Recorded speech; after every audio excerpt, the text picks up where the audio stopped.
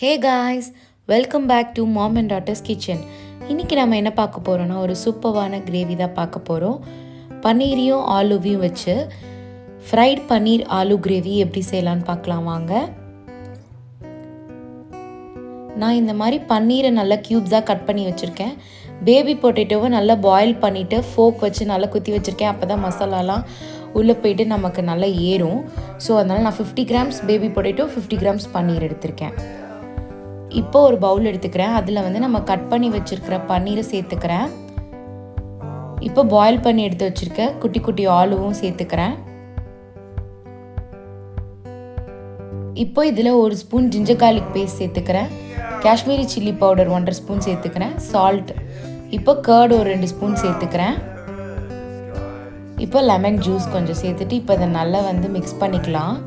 கொஞ்சம் பொறுமையாக மிக்ஸ் பண்ணணும், பிகாஸ் பன்னீர்லாம் வந்துட்டு உடஞ்சிரும். ஸோ அதனால் இது கொஞ்சம் கேர்ஃபுல்லாக மிக்ஸ் பண்ணி வச்சுக்கலாம்.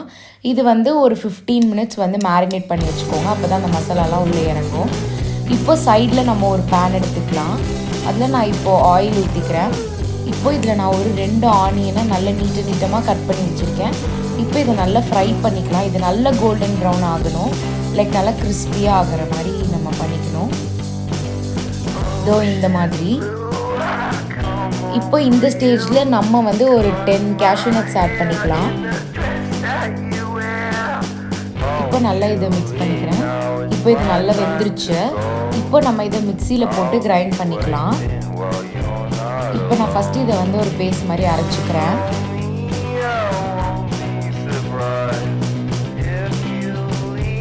இப்போ இதில் கொஞ்சம் தண்ணி சேர்த்து நல்லா ஒரு திக் பேஸ்ட் இந்த மாதிரி நம்ம அரைச்சிக்கலாம்.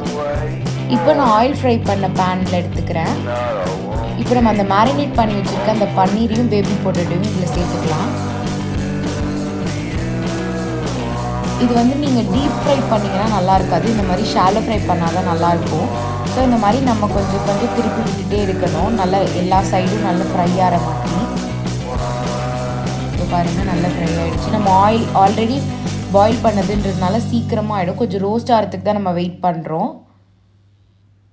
இப்போ நான் இது எல்லாத்தையும் எடுத்துடுறேன். நான் ஆக்சுவலி ஒரு 2 பேட்சை வந்து ஒரு பேட்சாக போட்டிருக்கேன். ஃபஸ்ட் பேட்ச் இதை எடுத்துடுறேன்.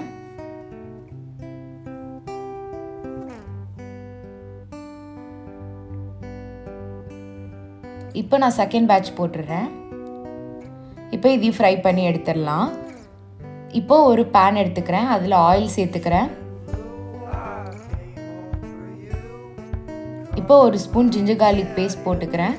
இப்போ நல்லா அதை சாட்டே பண்ணிக்கிறேன்.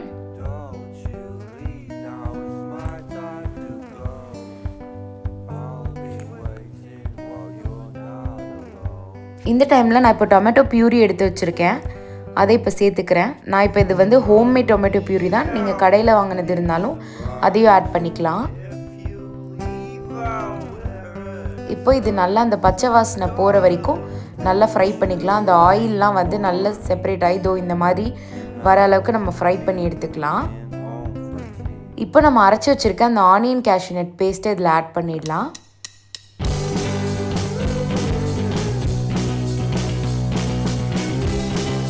இப்போ இதை நல்லா மிக்ஸ் பண்ணிக்கோங்க. எந்த லம்ஸுமே இல்லாமல் நல்லா மிக்ஸ் பண்ணிக்கலாம். இப்போ நம்ம மசாலா பவுடர்ஸ்லாம் ஆட் பண்ணிக்கலாம். இப்போ நான் ஒரு ஸ்பூன் சில்லி பவுடர், ஒரு ஸ்பூன் கொரியாண்டர் பவுடர், ஒரு ஸ்பூன் ரெட் சில்லி பவுடர், ஒரு ஸ்பூன் கரம் மசாலா சேர்த்து இப்போ இதை நல்லா மிக்ஸ் பண்ணிக்கிறேன். இப்போ இது இந்த மாதிரி நல்லா சுண்டி வரணும். இப்போ இந்த டைமில் நான் கொஞ்சம் பால் சேர்த்துக்கிறேன். 50 ml பால் எடுத்துருக்கேன். அதை கொஞ்சம் கொஞ்சமாக மிக்ஸ் பண்ணி இது நல்லா சேர்த்துக்கலாம். பட் நீங்கள் இந்த பால் ஊற்றும் போது சிம்மை ஆஃப் பண்ணிடணும். ஸ்டவ்வை ஃபுல்லாக ஆஃப் பண்ணிவிட்டு தான் இதை நல்லா மிக்ஸ் பண்ணணும். இதை ஃபுல்லாக நீங்கள் மிக்ஸ் பண்ணதுக்கப்புறம் ஸ்டவ் ஆன் பண்ணிவிட்டு நம்ம ஃப்ரை பண்ணி வச்சுருக்கிற பன்னீரையும் ஆலூவும் இதில் சேர்த்துக்கிறேன். இதில் வந்து நம்ம பன்னீரும் ஆலூக்கும் பதிலாக நம்ம மஷ்ரூம்ஸு இல்லை சிக்கன்லாம் வந்து ட்ரை பண்ணலாம். சிக்கன் வச்சிங்கன்னா இப்போது இதில் வந்து ஒரு 15 மினிட்ஸ் ஆல்ரெடி இந்த மாதிரி குக் பண்ணிவிட்டு திருப்பி லெட்டு போட்டு மூடும் போது ஒரு 15 மினிட்ஸ் குக் பண்ணால் போதும். நல்லா உங்களுக்கு ஈஸியாக சூப்பராக வந்துடும். ஸோ இப்போ பாருங்கள், இதை நல்லா மிக்ஸ் பண்ணிக்கிறேன்.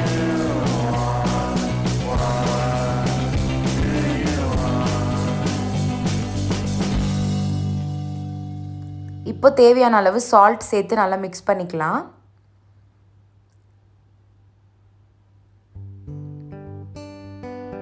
இப்போ நான் தண்ணி சேர்த்துக்கிறேன். அந்த நான் பேஸ்ட் அரைச்சி வச்சுருந்தோம்ல அதில் நான் கலந்து வச்சுருக்க தண்ணியே சேர்த்துக்கிறேன்.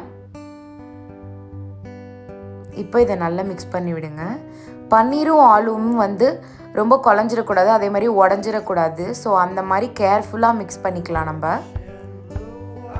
இப்போ வந்து இதை நான் கொதி வந்துடுச்சு.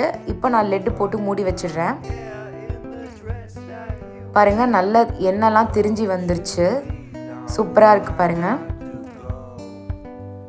இந்த மாதிரி தான் வரணும். இப்போ இதை ஒரு வாட்டி கிளறி விட்டுக்கலாம். இப்போ நான் வந்து ஒரு 1/4 கப் ஃப்ரெஷ் க்ரீம் எடுத்து வச்சுருக்கேன். இப்போ அதை சேர்த்துடுறேன் இதில். இது கூடவே ஒரு ஸ்பூன் சாட் மசாலா, கொஞ்சமாக கசூரி மேத்தி இருக்குது, அது சேர்த்துக்கிறேன். இப்போ இதை நல்லா மிக்ஸ் பண்ணிக்கலாம். நல்லா ரிச் அண்ட் க்ரீமியாக சூப்பராக இருக்கும் இது நம்ம வந்து கீ ரைஸ், புலாவ், சப்பாத்தி, ரொட்டி, நான் எல்லாத்துக்கும் நம்ம சர்வ் பண்ணி சாப்பிட்லாம். சூப்பராக இருக்கும் பாருங்கள். நல்லா க்ரீமியாக இருக்குது. நல்லா இது ஒரு வாட்டி நம்ம கிளறி விட்டுட்டோம். இப்போ நல்லா கொதி வந்துடுச்சு. இப்போ வந்து ஒரு 2 மினிட்ஸ் வந்து நம்ம லெட்டு போட்டு மூடி வச்சுட்டு எடுத்துட்டோன்னா அவ்வளோதான். பாருங்கள், சூப்பரான கிரேவி ரெடி ஆகிடுச்சு. ஃப்ரைட் பன்னீர் ஆலு கிரேவி ரெடி ஆகிடுச்சு. இதை கண்டிப்பாக வீட்டில் ட்ரை பண்ணி பாருங்கள். உங்கள் எல்லாருக்கும் ரொம்ப பிடிக்கும். இந்த வீடியோ உங்களுக்கு பிடிச்சிருந்துச்சுன்னா லைக் பண்ணுங்கள், ஷேர் பண்ணுங்கள், கமெண்ட் பண்ணுங்கள். அப்படியே மறக்காமல் பெல் பட்டனையும் கிளிக் பண்ணிவிடுங்க. தேங்க்யூ.